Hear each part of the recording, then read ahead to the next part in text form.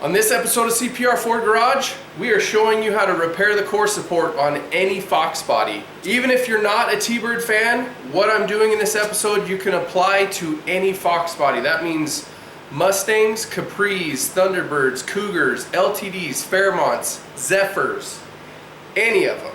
So we're going to show you how to change the core support if you have the all too common damaged Fox body core support. Let's get into it.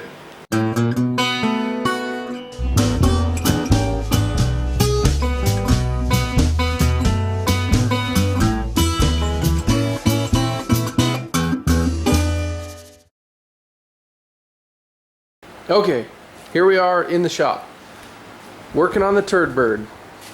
I have the strut tower off of this side, see it right there. I wanted to do that so that I could show you the best way to do it.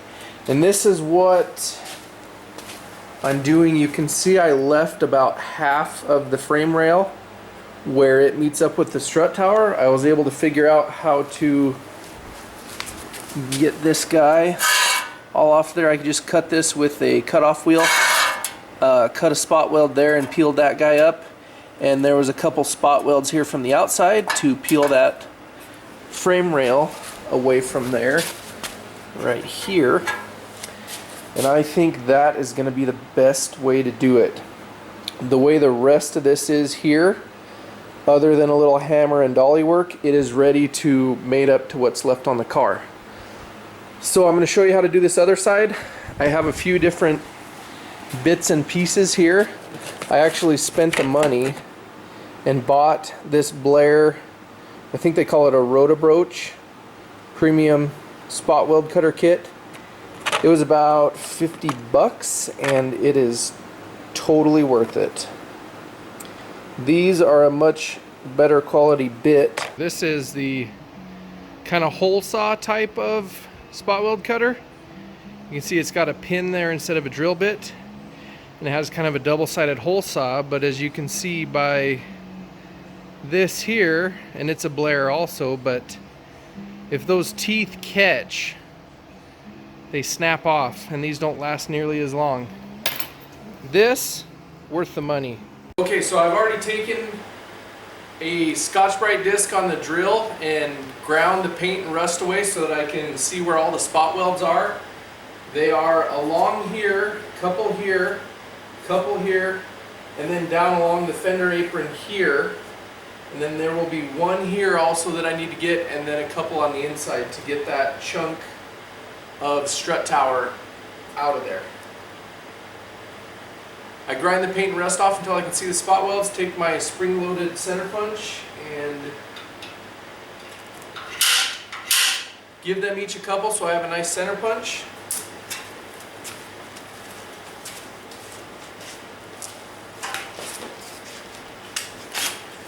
And this is that Rotabroach arbor. And oh boy, that bit really tightened on there. But this is the interchangeable bit part, has a drill bit in the center. So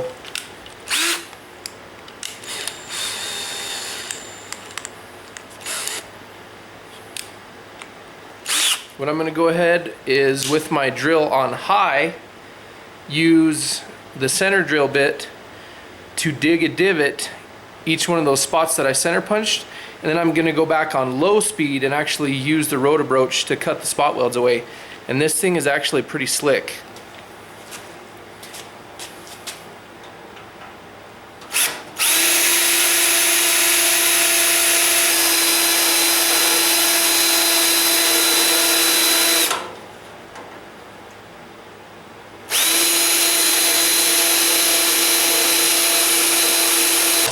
Okay, you can see all of these are center drilled along the top. There is these here that attach the panel that has the buck tag on it. And don't forget about these all along here, and then a couple at the rear. Also don't miss these ones right around this opening. So now they're all center drilled on high speed. I'm going to put the drill on low speed and use the rotobroach part, and I will show you just how good this thing cuts.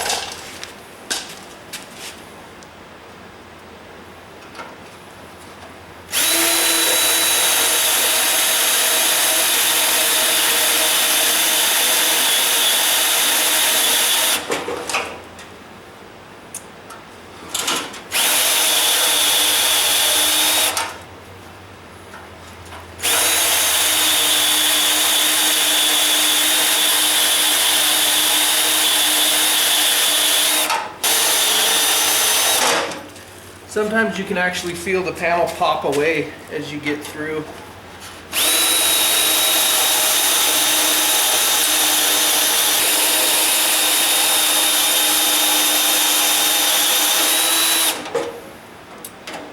And I felt that one pop also.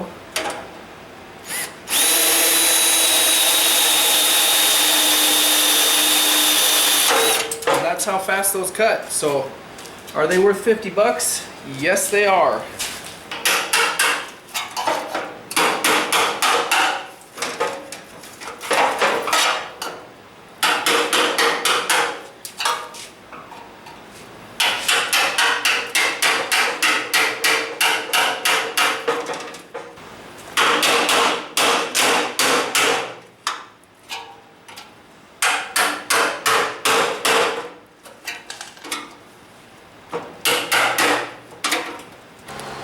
Okay, so the turd bird was out, cleaned it up, got it back in.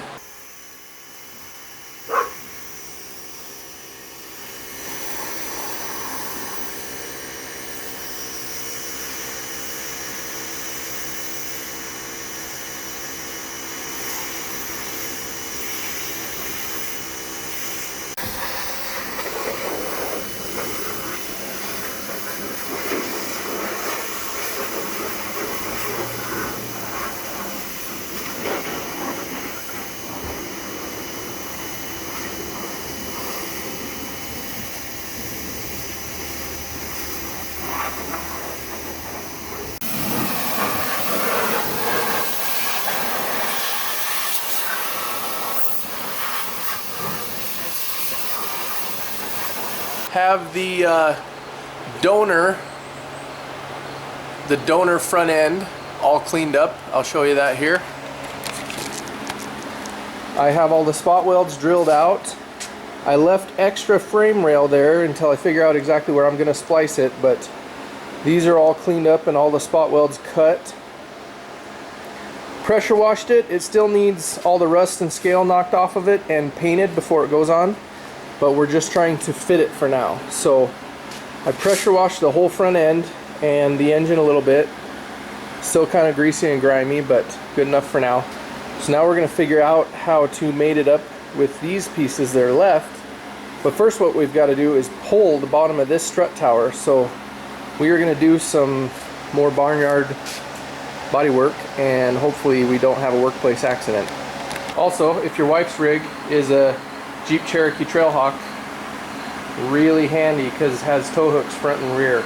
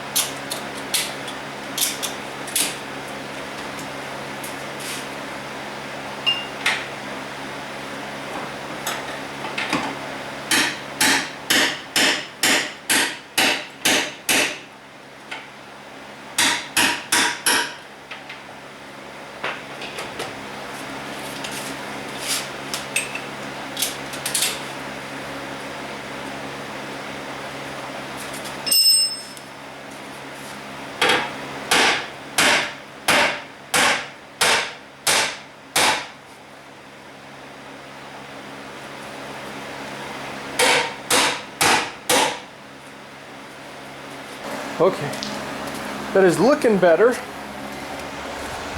It had kind of a wrinkle buckle here too. That's what I hit while I had it under tension.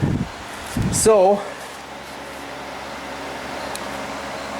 got an adjustable T-square, and I have the old donor part that I took off. So I'm going to check the angle of this to this and check it against that one and see what we need here.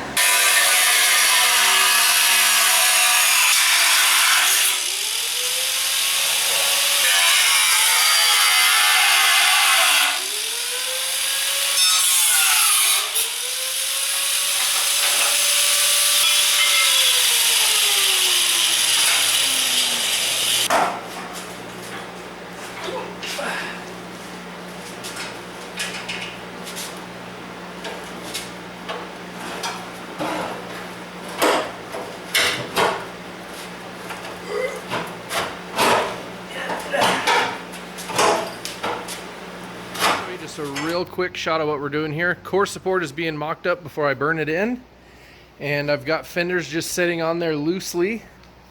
Finally found my GD hood bumpers that I couldn't find, so they are a little bit too far forward. I set it down on there and marked, and then I just have a couple self-tapper sheet metal screws holding the core support on, which it's actually pretty dang solid.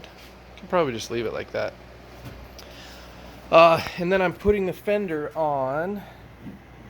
You can see, because of the lovely whatever they filled this gap with, you can see where it used to ride, and then come to here, and it's right at the edge of that bolt hole, which it looks like the bolt used to be in the center. So both the hood bumpers and these holes are telling me the whole core support needs to go back out just a little bit. Probably about a 1/4 inch. So I will zip those screws out, we'll slide it out, and then we'll try that. I probably won't show you anything until we're burning it in, because this is just a bunch of boring fiddly stuff. Move it a little bit here, move it a little bit there. I had a light bulb the other night. I'm going to take my angle finder and throw it on the bottom of the frame rail there, and then throw it on the bottom of the frame rail behind the strut tower, and just make sure those angles are the same. That way we know the core support isn't like, or, because it was like this before, and that was the whole problem. We need it right like that.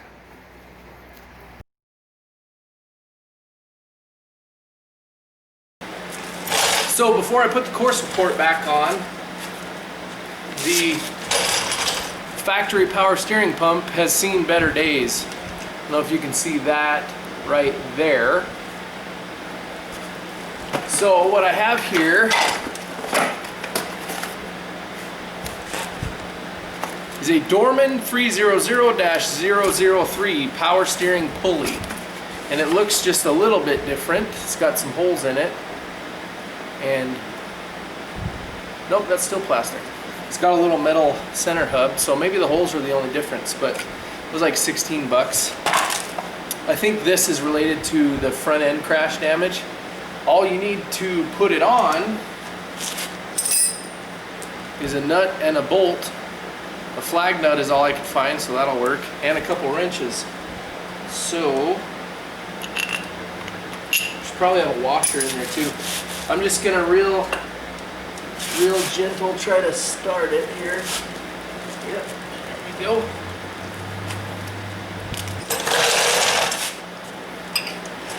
Yeah, I mean, she pretty much just falls right on there. You don't even have to. It's just. So, I think I might have one of the kids come out here and actually. Just, Jesus, what kind? They put in these. God damn. Oh, I'm gonna be sore tomorrow. Oh, now she's. See, now, man, oh.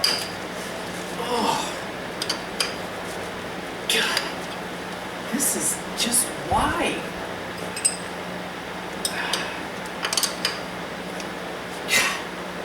What in the name of the Ford.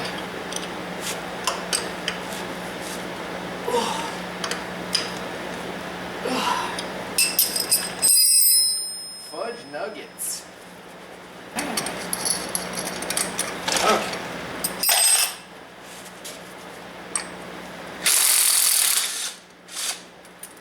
Boom. Just like that. A little in and out play. She's normal.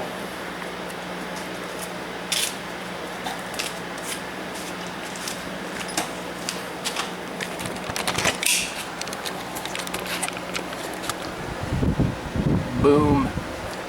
Shaft seal and pulley replaced. Now, I just got a little crack right here to weld up. Then I'm throwing that guy right on there.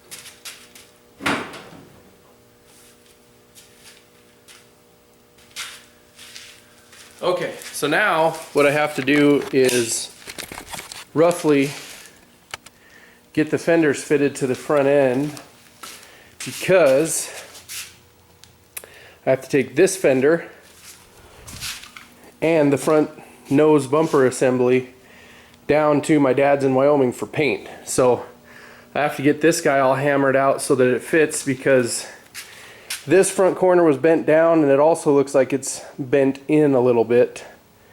So I gotta bolt that guy down, get it all twisted, hammered, body worked kind of into rough shape so that I can take it down and finish body work and paint it.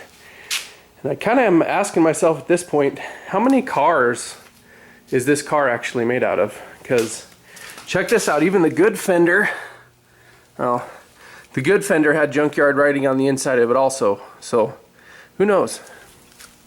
She's got a bit of a checkered past, but that's why it's cheap. Remember that. That is a wrap on this episode. Thank you everybody for watching. This is part 1 of the T-Bird Resurrection, so stay tuned for the next. where all of this happens and it's all getting put together and back on the road. Make sure you stay tuned for that. We are over 1,000 subscribers. Thank you very much, everyone, for watching, liking, sharing, subscribing. I appreciate it so much.